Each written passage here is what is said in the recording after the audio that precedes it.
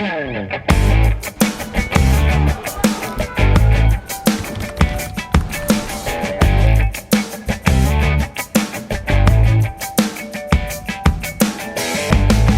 programa de hoje, vamos conversar com a professora do Instituto de Ciência Política da Universidade de Brasília, o IPOL, a professora Rebeca Abers, e com ela nós vamos falar a respeito de um livro recém-lançado, que tem como título Ativismo Institucional, Criatividade e Luta na Burocracia Brasileira.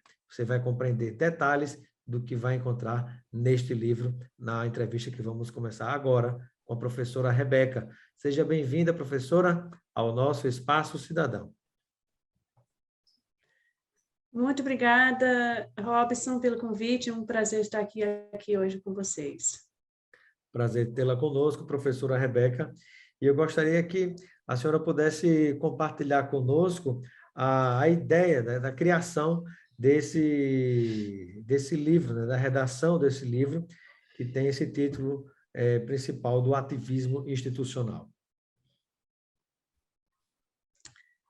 Bom, Robson, há muitos anos eu estudo as políticas públicas brasileiras e especialmente políticas públicas alternativas que têm como objetivo promover a maior participação da sociedade na formulação e na atuação do Estado, na formulação das políticas públicas nas ações do Estado, né?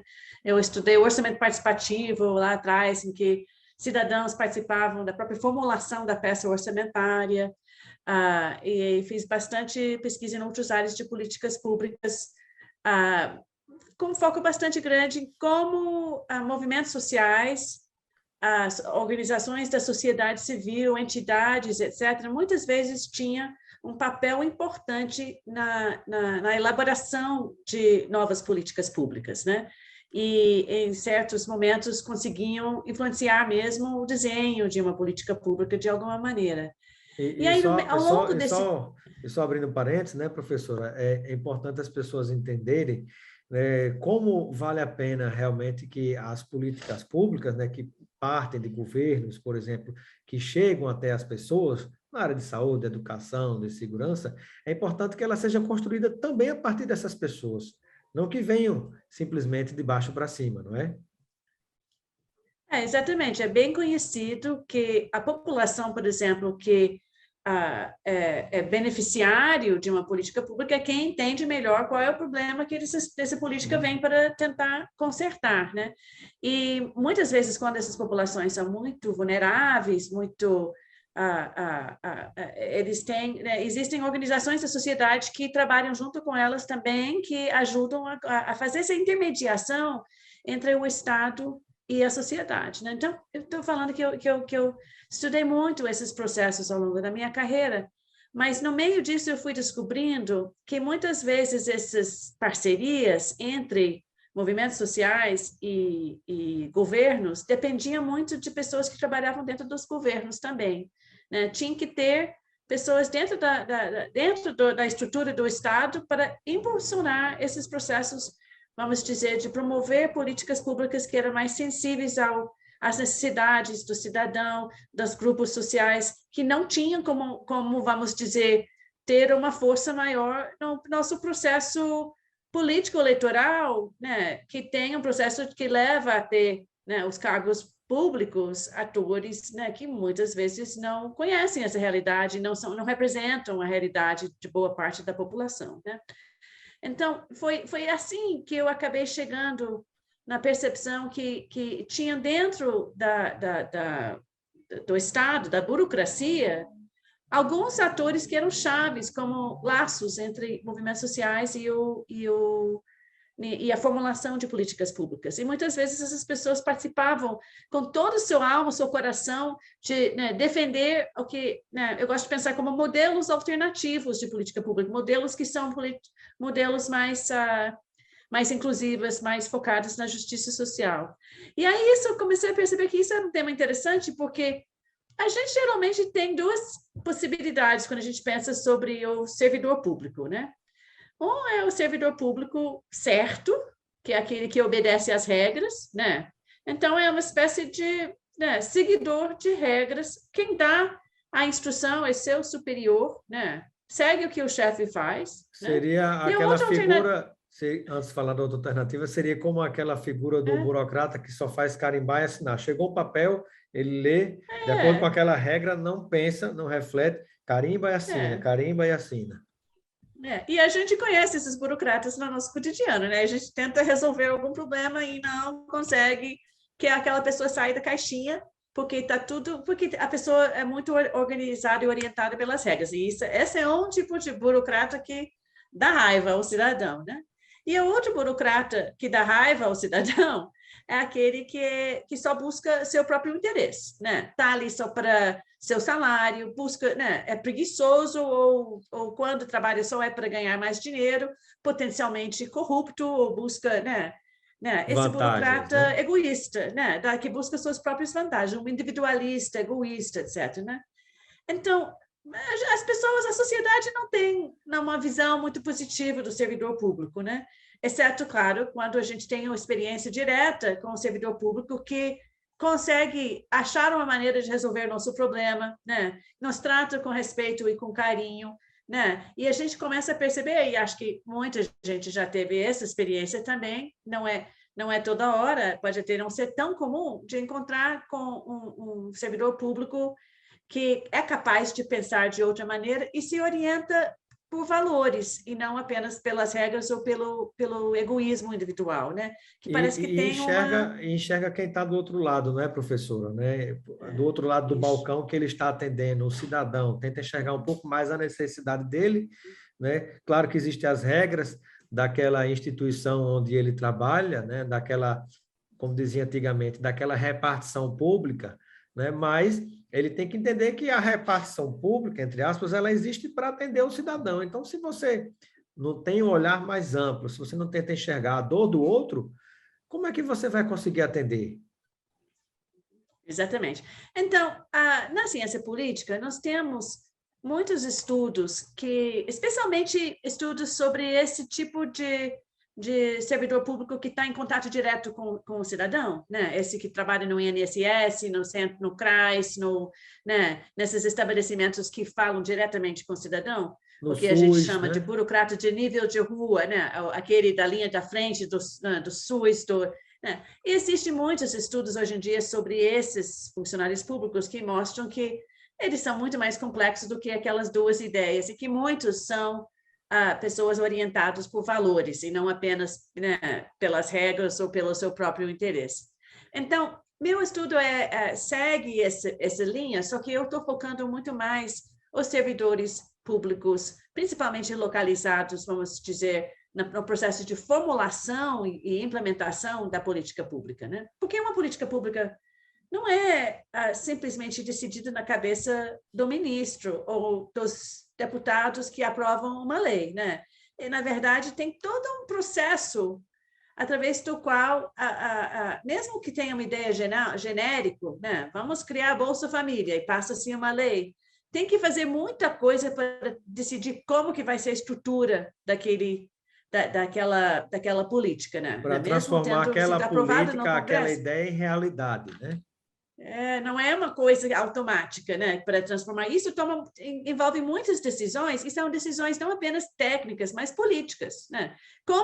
Quem vai ganhar poder decisório sobre essa política? Quem vai ser o ganhador e o perdedor nos detalhes? A gente vai dar mais atenção no quê, né? São decisões que são que acabam sendo dentro do processo de formulação de políticas públicas, dentro da burocracia. São processos que têm disputas que acontecem em torno de diferentes visões, né? E é em torno dessa ideia que eu acabei desenvolvendo esse livro, né? E por isso que você vê que o nome é Ativismo Institucional e o subtítulo é Criatividade e Luta na Burocracia Brasileira. Então, nós estamos focando um pouco sobre esse tipo de ator que, né, se mobiliza por valores e tenta mudar alguma coisa usando sua capacidade criativa, mas também é uma capacidade de enfrentar outras perspectivas, outras visões, né? E para fazer isso, eu construí um projeto de pesquisa junto com um conjunto de estudantes E foram anos e anos de pesquisa acompanhando um conjunto diferente de várias políticas públicas que deu resultado no livro. Professora Rebeca, professora do Departamento de Ciência Política da Universidade de Brasília, conosco hoje no programa, né, falando sobre o livro Ativismo Institucional, Criatividade e Luta na Burocracia Brasileira. Eu gostaria que a senhora pudesse explicar para quem nos acompanha nesse momento, né, qual é o impacto que causa, né, e até a importância de você em alguns momentos, desconsiderar as regras e, como burocrata, como servidor público, você agir com base em valores, olhando para o cidadão que está do outro lado do balcão, né? Isso é democrático, não é democrático? Choca com os principais dirigentes, digamos assim, do topo da cadeia da administração pública ou não, né? Qual é a importância e o impacto que isso gera, professora? Muitas vezes as lutas sobre as quais a gente está examinando não são exatamente em torno de, vamos desconsiderar ou não a regra, né? Tem mais a ver com qual vai ser a regra, como que a gente deveria criar essa regra, né? E qual vai ser o sentido da regra, como que a gente deveria interpretar a regra, né? Então, um dos artigos que foi escrito pela Paula Pompeu, que fez doutorado aqui no Instituto de Ciência Política, é sobre uma política que muita gente, talvez escutando o programa, já tem experiência, que é a Bolsa Família, né? E ela fez um estudo sobre um procedimento na Bolsa Família, que talvez algumas das pessoas que estão escutando já passaram, que é a averiguação cadastral, né, no CAD único. Mas existe um processo que, de vez em quando, pessoas são chamadas para verificar se seus dados são certos, e eles são entrevistados por, né, servidores públicos, né? E a Paula estudou um pouco como foi o processo de construir, quais seriam as regras dessa averiguação cadastral, que existe desde o início da Bolsa Família. Só que no início da Bolsa Família, a ideia central do governo era inclusão, né? A gente quer incluir o número maior de pessoas possíveis, né? E com o tempo se foi surgindo aos poucos dúvidas, será que tem gente que está recebendo que não deveria, né? E será que a gente deveria... De vez em quando havia um escândalo no noticiário sobre fraudes, e etc., né? A verdade é que, desde o início da Bolsa Família, houve regulares processos de averiguação cadastral para verificar se a pessoa que está recebendo realmente cabia dentro dos critérios da Bolsa Família. Mas os servidores aqui em Brasília que estavam construindo a política tiveram que lutar com essa pressão, né, que mudou ao longo do tempo, sobre, né, qual a importância iam dar para achar fraude, né? Então, a Paula, no seu artigo, ela fala de uma tensão muito interessante entre qual a interpretação maior desse problema. É mais importante a gente garantir que ninguém é excluído, que ninguém é excluído, que deveria ser incluído, ou é mais importante garantir que ninguém é incluído, que deveria ser excluído, né? E a visão, assim, de muitos dos servidores era o primeiro, era mais importante, que podia ter algumas pessoas que não mereciam, mas era muito importante que as pessoas que precisavam recebiam esse recurso, né? Mas com o tempo, né, cada vez mais isso corresponde com o aumento de nível de forças conservadoras dentro do governo, uma preocupação cada vez maior de combate à corrupção dentro do governo, que começa a ficar mais difícil, né, mais necessário esses servidores e servidoras a lidar com a pressão de garantir que ninguém estava sendo incluído que não merecia, né? Então, você tem ali uma disputa sobre o que significa essa averiguação cadastral e como é que deveria ser até a energia colocada para achar as pessoas, que ela descreve essa luta dentro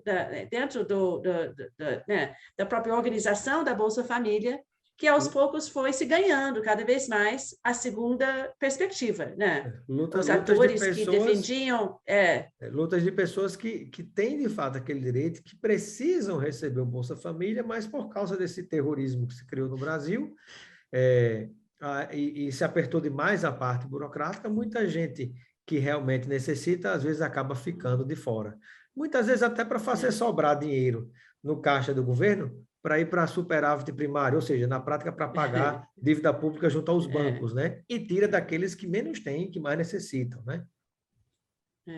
Então, ela escreve, veja só, a gente está falando sobre um período de análise que é antes de 2019. É tudo, né, todo o livro conta histórias que aconteceram entre, né, 2000, na verdade, até 2018, porque foi quando a gente finalizou essa parte de coleta de dados da pesquisa.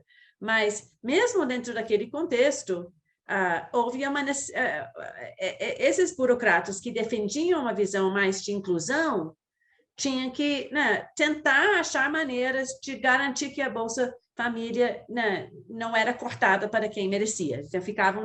Então, esse é um pouco o que a gente está falando, desse uso da criatividade, a necessidade de lutar, né, até por funcionários públicos que não estão conectados a movimentos sociais, não é exatamente um movimento social, mas elas lá dentro estão na luta, né, para tentar garantir que a política tenha a característica inclusiva que elas acreditam que é necessária para essa política pública, né? Professora Rebeca Abers, e como é que as pessoas podem fazer para adquirir esse livro Ativismo Institucional, Criatividade e Luta na Burocracia Brasileira? Me parece que é um livro gratuito, né, virtual ou físico, né? Então, qual é o caminho para a pessoa adquirir um exemplar, né, e se aprofundar nesses temas tão importantes? Esse livro foi publicado pela editora da UNB, que imprimiu algumas cópias e essas você tem que comprar. Se você quiser uma cópia física, pode ir no site da Universidade toda da UNB e comprar pelo site. Mas se não quiser uma versão física e está satisfeito com uma versão digital, o livro está disponibilizado no Cielo. Cielo, que é um site de divulgação científica, onde muitas revistas científicas publicam seus periódicos, etc. Também nós temos uma nova parte do Cielo que chama Cielo Livros. E é só pesquisar no cielo.br para ver o livro Ativismo Institucional, que pode baixar o livro inteiro para o seu computador e ler o que você quiser. Professora Rebeca, esse livro é um livro construído com a participação pelo menos de 10 pessoas, né, que foram seus alunos e alunas. São 10, eu e 9 alunos. A professora Rebeca mais 9 alunos, né? Me fala um pouco sobre a construção desse livro, quais são, dentro dessa área, né, que é o tema principal do livro, né, Ativismo Institucional, Criatividade e Luta na Burocracia Brasileira, né, quais são, digamos, alguns dos temas que estão presentes nesse livro e para quem é que ele é direcionado? Para pessoas, funcionários públicos da burocracia, para, digamos, líderes na administração pública, é direcionado para o cidadão comum ou para movimentos sociais? Fala um pouco para a gente sobre isso. É um livro que, então, surgiu através de orientações minhas, né? Eu oriento aqui na pós-graduação vários alunos e eu fui coletando um conjunto de alunos, muitos morando aqui em Brasília, interessados em estudar, né, como eram diferentes políticas públicas, e a gente começou a fazer, na verdade, começou com uma disciplina que eu dei, chamada Criatividade Política, que buscou pensar um pouco sobre essa ideia, não somente para funcionários públicos, mas da criatividade em geral como parte da nossa vida na política, né? Que a gente pensa que criatividade é coisa só de artista, mas, bom, quem vive sabe que tem que ser criativo todos os dias, né? E a gente, a gente trabalha um pouco sobre isso. E a partir disso a gente foi discutindo. Tem um aspecto do livro que é bastante acadêmico, bastante focado em torno de pensar teoricamente sobre o que é ação criativa, ativismo, o que a gente quer dizer com esses termos, mas, ao mesmo tempo, eu acho que um dos objetivos é de abrir um pouco a caixa preta do Estado e da burocracia, que é visto tanto, né, por cidadãos comuns, mas também pelos próprios movimentos sociais, né, como algo em que, né, é só um alvo a ser pressionado, né? Mas essa ideia de que existem pessoas dentro do Estado que estão também lutando para agendas públicas democratizantes da justiça social, da proteção ambiental, etc., né? É uma ideia que nós queremos discutir também. Eu acho que é uma coisa que pode ser interessante para quem participa de movimentos sociais que estão tentando influenciar o Estado, pode aprender um pouco mais sobre como o Estado funciona, e também para quem está dentro da burocracia, para pensar um pouco sobre seus papéis, né? O que eu faço, né? Será que, né? Minha experiência quando eu falo sobre esse trabalho com servidores públicos é que eles podem ficar um pouco assustados com a ideia de ativismo, porque eles gostam de pensar em si mesmo como não políticos, muitas às vezes, né? Mas, às vezes, eles vão escutando e percebendo que eles podem não ser políticos no sentido de políticos partidários, né? Eles Mas acham o serviço público muita é gente, político, né?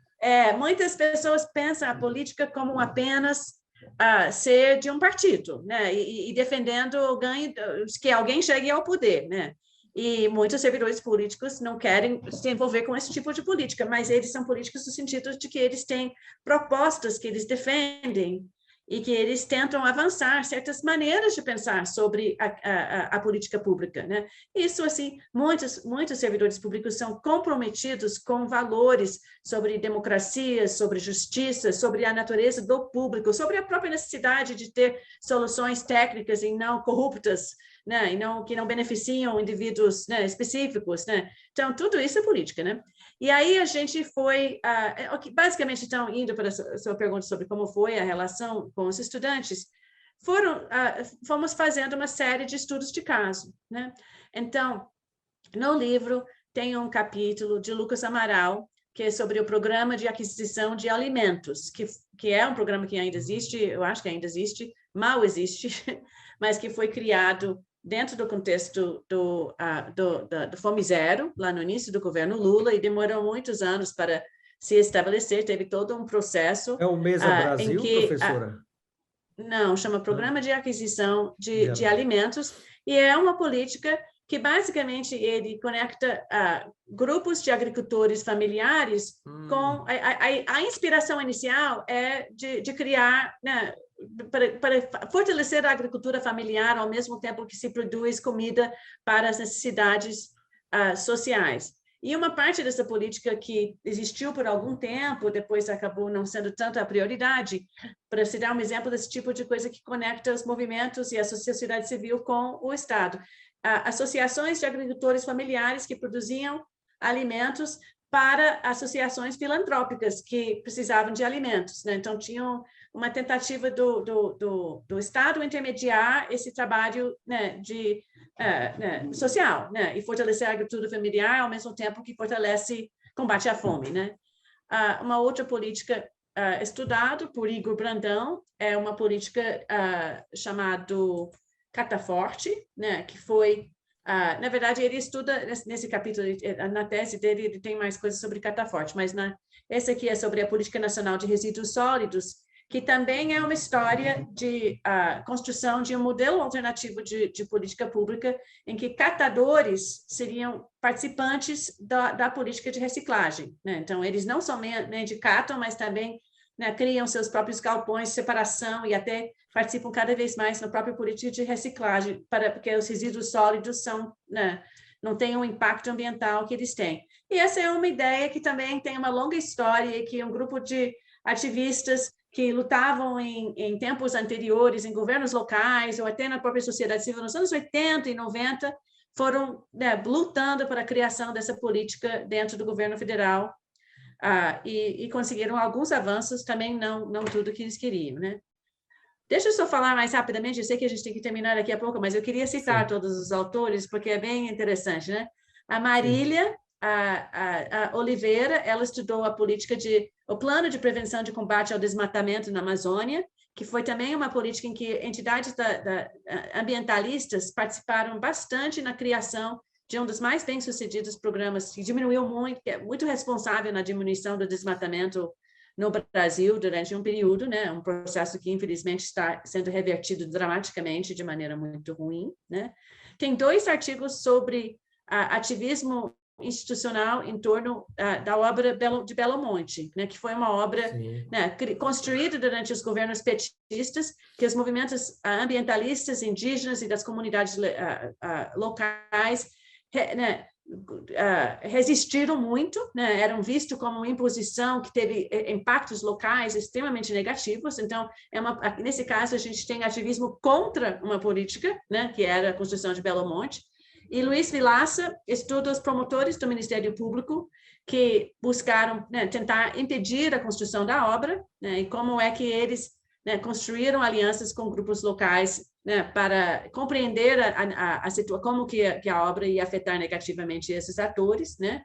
E Ana Karine Pereira olhou a atuação do IBAMA e de servidores de licenciamento ambiental que também tentaram, né, garantir que o processo de licenciamento da obra fosse menos danoso, né, garantisse mais cuidados e menos danos para as comunidades e a natureza naquela região, né?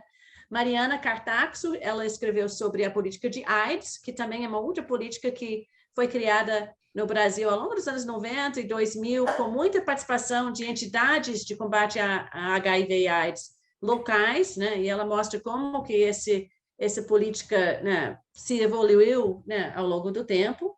Rafael Viana estudou Minha Casa Minha Vida Entidades, que é uma política uma partezinha de Minha Casa Minha Vida, em que as associações de moradores, os movimentos de moradores, né, participavam, não somente eram beneficiados pela política, mas participavam da gestão da política, né?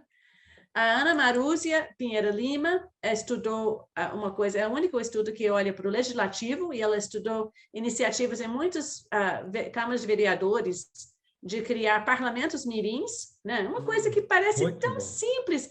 Quem não vai querer que criança aprenda sobre política? E ela mostra como isso era uma coisa muito politizada e só avançava pela luta de burocratas dentro das câmaras legislativas, das casas legislativas locais.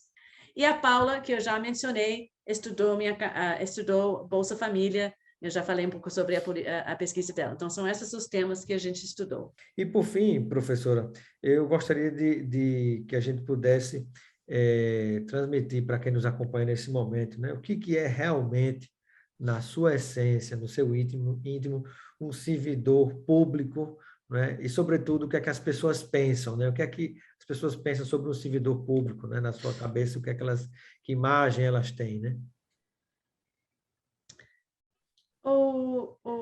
Tem um livro clássico que a gente lê na ciência política, de Peter Evans, que estudou estados em várias partes do mundo, e ele tem, acho que ele estuda Índia, Áustria, vários países, Japão e Brasil, né? Ele começa, acho que é o início do livro, que ele começa com uma piada, que quando ele fez sua pesquisa no Brasil, nos anos 80, eu acho que foi feita uma piada sobre o servidor público, que eu não sei, eu só ouvi falar dessa piada lendo esse livro, não sei se você já ouviu essa piada, Robson, que um leão escapa do zoológico e eles, né, e ninguém sabe onde está, e aí dias e dias depois eles descobrem que ele está sobrevivendo dentro da esplanada dos ministérios, comendo um servidor público por dia. E a piada é que ninguém reparou. Isso era né, ele coloca essa piada no início para mostrar como tem uma visão assim negativo, né? Isso ele escreveu esse livro décadas atrás, sobre o servidor público como, né, uma pessoa que não é muito, que só, né, recebe salário e não faz nada, não é muito importante, etc., né? Quem estuda as políticas públicas e chega, né, né, aqui mesmo em Brasília, a gente tem muita, né, imaginário social de que Brasília é só os nossos representantes eleitos, né, mas tem, né, centenas de milhares de funcionários públicos aqui e no resto do Brasil, porque os funcionários públicos, né, além dos federais estarem no Brasil inteiro, claro que tem nos estados, nos municípios, né, são milhões de pessoas que são seres humanos iguais a todos os outros seres humanos, né? Isso significa que tem gente ruim e gente bom. Isso quer dizer que tem todos os tipos, né? Não tem uma única característica. Mas uma das coisas que eu acho que é importante é que da gente valorizar essa possibilidade do servidor público ser uma pessoa que defenda a justiça e a democracia, a igualdade, a inclusão, né? Que esses valores que a gente, né, nem todo servidor público defende essas coisas, né? E, obviamente, tem diferentes maneiras de interpretar o que eu quero dizer com isso, né? Nós temos uma sociedade com diferentes perspectivas sobre o que é justo, o que é certo, o que é moral, né?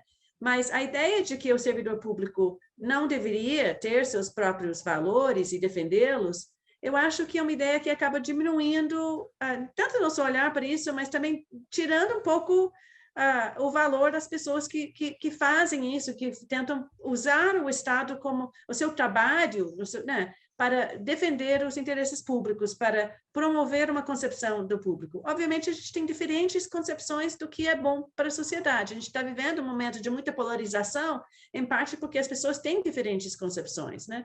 Mas eu acho que é muito importante a gente compreender que o ativismo, entendido como a defesa de uma causa pública, né, relacionado a questionamento sobre a maneira que as coisas estão e uma busca de transformá-los para algo melhor, né? Isso é uma coisa que é interessante quando as pessoas têm isso e deveria ser valorizado, né? E não questionado, criticado ou ignorado. Sem dúvida. Muito obrigado, professora Rebeca Abers, né, pela sua participação no nosso programa Espaço Cidadão, e seja sempre bem-vinda. Muito obrigada pela oportunidade de conversar com você, Robson, e com seu canal.